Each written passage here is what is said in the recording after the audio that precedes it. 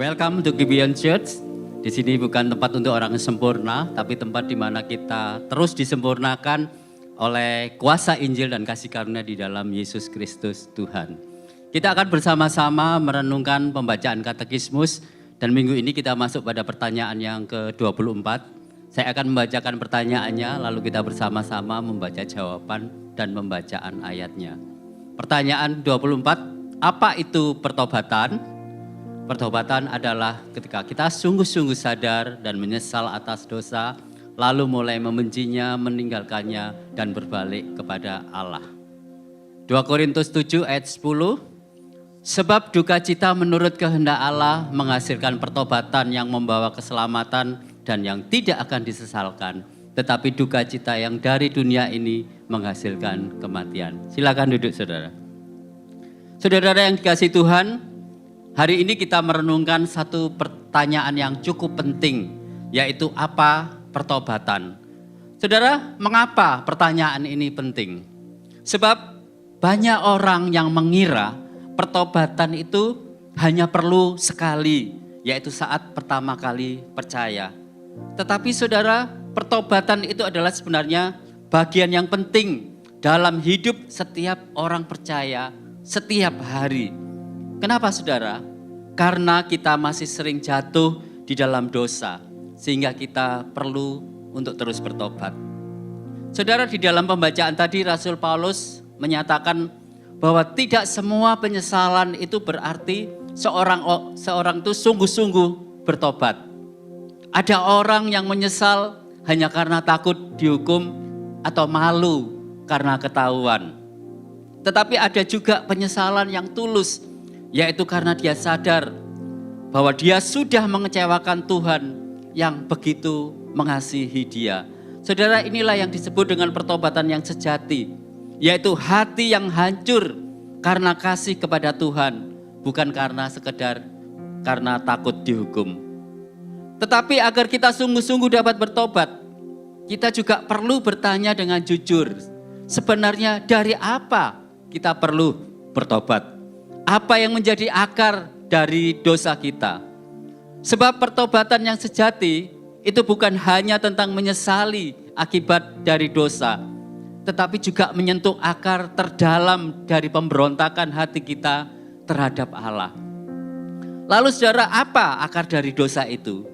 Saudara, dosa muncul ketika kita tidak lagi menempatkan Tuhan sebagai yang terutama di dalam hidup kita. Dosa itu bukan hanya tentang perilaku yang salah, tetapi tentang kasih yang salah arah.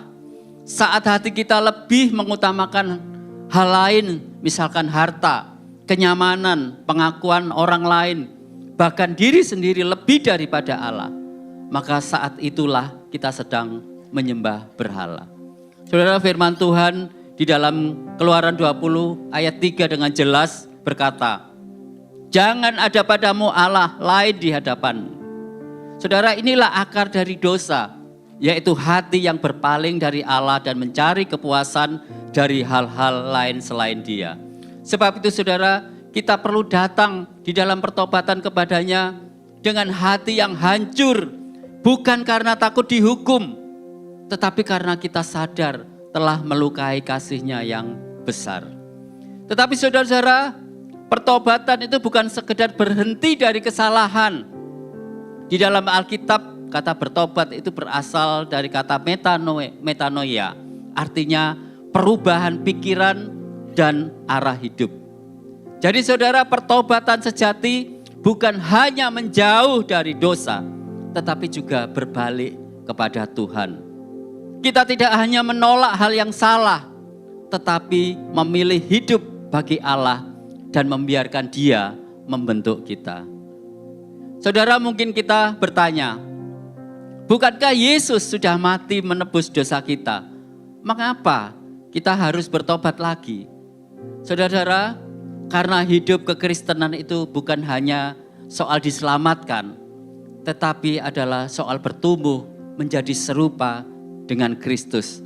Dan inilah proses yang disebut dengan pengudusan, yaitu proses di mana Roh Kudus terus bekerja di dalam hati kita untuk menyadarkan, mengoreksi, dan memulihkan hati kita. Saudara, orang Kristen sejati bukanlah orang yang tidak pernah berdosa, tetapi orang yang hatinya terus-menerus ditarik kembali kepada Tuhan saat ia jatuh. Ia tidak nyaman tinggal di dalam dosa karena Roh Kudus itu bekerja di dalam hatinya. Charles Spurgeon pernah berkata, pertobatan itu sama pentingnya dengan iman bagi orang Kristen. Dan dosa yang kecil sekalipun akan terasa sangat besar bagi hati yang benar di hadapan Allah. Tetapi saudara, kita juga harus ingat bahwa pertobatan sejati itu tidak bisa dilepaskan dari salib Kristus. Salib menunjukkan betapa seriusnya dosa sehingga Yesus harus mati menggantikan kita. Tetapi salib juga menunjukkan betapa besar kasih Allah karena Yesus rela menanggung hukuman bagi kita. Jadi saudara, pertobatan itu adalah tanggapan hati yang diubahkan oleh kasih karunia, bukan karena rasa takut, tetapi karena hati yang telah disentuh oleh kasih Allah. Saudara, Allah tidak memanggil kita untuk menjadi sempurna di dalam semalam, tetapi untuk terus dibentuk dan diperbaharui hari demi hari. Oleh karena itu saudara, biarlah pertobatan itu menjadi gaya hidup kita setiap hari, yaitu sebagai respon yang terus-menerus terhadap kasih karunia Allah yang membentuk kita menjadi serupa dengan Kristus. Amin. Mari kita sama-sama bangkit berdiri. Saudara-saudara, mari kita bersama-sama masuk di dalam doa pertobatan secara pribadi. Mari kita datang kepada Tuhan dengan hati yang hancur, mengakui segala keperdosaan kita, karena kita masih menyimpan begitu banyak berhala di dalam hati. Dan kiranya Roh Kudus memampukan kita untuk terus hidup di dalam pertobatan dan membawa hati kita kembali berpusat hanya kepada Tuhan. Mari kita berdoa.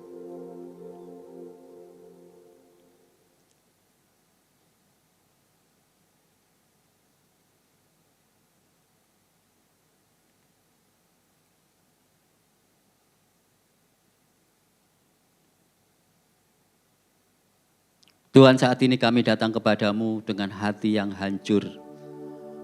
Ampuni kami karena kami sering berpaling daripadamu dan lebih mengasihi dunia ini daripada Engkau.